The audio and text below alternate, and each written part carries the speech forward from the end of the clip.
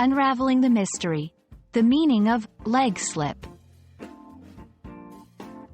Hello, dear viewers. Welcome back to our channel. Today, we have a very interesting topic to discuss. The phrase, leg slip.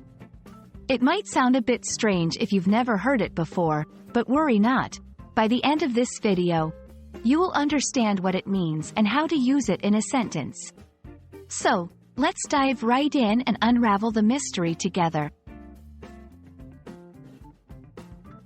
Leg slip is not a commonly used phrase in everyday English, and it might even be a bit confusing at first. However, it's essential to understand that this phrase can be interpreted in a few different ways, depending on the context. Part A. The literal meaning. Firstly, let's look at the literal meaning.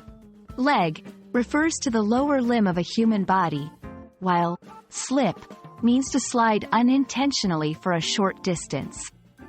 So, if someone has a leg slip, it could literally mean that their leg has slid or moved unintentionally, possibly leading to a stumble or fall.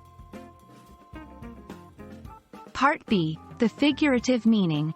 On the other hand, leg slip can also have a figurative meaning, depending on the context. In some cases, it might be used to describe a situation where someone has made a minor mistake or mishap, especially in sports like cricket where a leg slip can refer to a fielding position. Now that we understand what leg slip can mean, let's look at how to use it in sentences. Part A. The literal use.